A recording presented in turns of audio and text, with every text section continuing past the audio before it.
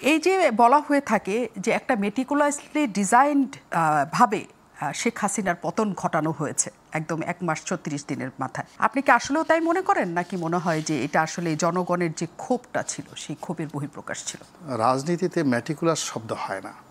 আন্দোলনে বাঁধন বা বাঁধনের মতো এরকম অসংখ্য মানুষের যে অংশগ্রহণ, আমি তো তাকে দেখেছি বা আরও অনেককে দেখেছি, নিজেও রাজপথে ছিলাম।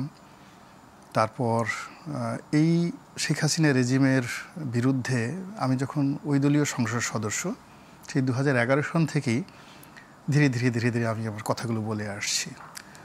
তো যেভাবে আমার কাছে মনে হয়েছে সেটা হলো যে যারা এই আন্দোলনটিতে সম্পৃক্ত হয়েছেন, সম্ভবত তাদের মধ্যে একটা বিপ্লবী রক্তের যেটা জেনেটিক একটা ইঞ্জিনিয়ারিং থাকে, বডির যে ইঞ্জিনিয়ারিং থাকে, ওখানে একটা বিপ্লবী কিছুটা লেখা ছিল। ফলে রাজপথে যখন তাদেরকে ডাক দিয়েছে তখন তাদের রক্তের মধ্যে এক ধরনের নৃত্য শুরু হয়ে গেছে। তারা নিজেরাও জানে না যে আমি কেন যাচ্ছি, কোথায় যাচ্ছি। এখানে একটা মানে মহাজাগতিক বলেন, বিজ্ঞান বলেন, এমন কিছু আছে যার কারণে আমার মতো, আমি ইন জেনারেল লাজুক স্বভাবের মানুষ, ভীরুতা আছে, কাপুরুষতাও থাকতে পারে, কিন্তু আমি এই সময়গুলোতে আমি দেখলাম যে কেন জানি আমি খুব সাহসী হয়ে গেলাম। এভাবে রাজপথে অনেকে নেমে এসেছিল।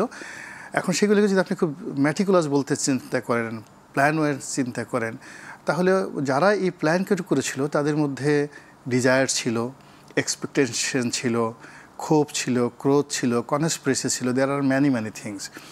কিন্তু এখানে আমার যতটুকু মূল্যায়ন সেটা হলো 1000-এর মধ্যে 999.99 ভাগ মানুষ স্বতঃস্ফূর্তভাবে বিবেকের তাড়নায়, রক্তের তাড়নায়, এবং যে যার অবস্থান থেকে মনে হয়েছে যে আমাকে আল্লাহ আশরাফুল মাখলুকাত হিসেবে তৈরি করেছেন। আজকের এই দিনে যা কিছু ঘটছে, আমি এখানে বসে থাকলে দুনিয়াতেও আমি স্বস্তিতে থাকতে পারবো না, আর মরার পরে আমরা যদি আখিরাতে বিশ্বাস করি সেখানে আমাকে জবাবদিহি করতে হবে। ফলে যে যার জায়গা থেকে কিন্তু বের হয়ে এসেছে, এবং এইগুলো একটা বের হয়ে এসেছে। 2 নম্বর হলো, বের হওয়ার পর বেশিরভাগ মানুষ পাড়া মহল্লায় লুকিয়েছিল, অলিতে গলিতে লুকিয়েছিল, এবং তার একটা সুযোগ খুঁজছিল যে কেউ একটা নেতৃত্বে এগিয়ে আসুক।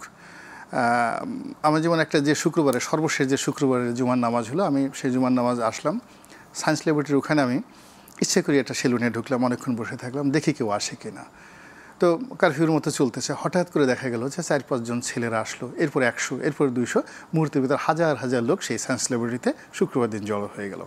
তো এইরকম অসংখ্য মানুষ। এখন এই যে আমার মতো একজন মানুষ যে সেলুনে বসেছিল, আমার সঙ্গে আরও 100-150 লোক বসেছিল, তারা আবার সামনে এগিয়ে আসলে, এসে এইভাবে একটা জমায়েতের মধ্যে আমি তো এখানে কোনো ম্যাটিকুলাস কোনো কিছু দেখতে পাই না। ফলে যারা এটা বলছেন সেটা কেন বলছেন, কীভাবে বলছেন, আমি এটা বলতে পারবো না। 1 2 নম্বর হলো যে কোনো কিছু আসলে রাজনীতিতে ম্যাটিকুলাস শব্দ হয় না। রাজনীতি এমন একটা বিষয়, রাজনীতি এবং যুদ্ধ, এখানে প্রতারণা আছে, এখানে শক্তি প্রয়োগ আছে, এখানে নিষ্ঠুরতা আছে, নির্মমতা আছে। এই নির্মমতার কাছে এখানে আসলে কোনো বিজ্ঞান চলে না, এখানে পুরোটাই আসলে ম্যাকিয়াভেলির সূত্র। এখন শেখ হাসিনা যিনি ছিলেন, তার জায়গায় আইয়ুব খান ছিলেন, একই কাজ করেছেন, হিটলার একই কাজ করেছেন, যারাই তাদের রেজিম টিকে রাখার জন্য নিষ্ঠুরতা অবলম্বন করেছেন, মোটামুটি সবাই। কিন্তু কারো বিরুদ্ধে কখনো কোনো যারা বিজয়ী হয়েছেন তাদের কোনো ম্যাটিকুলাস ডিজাইন ছিল না।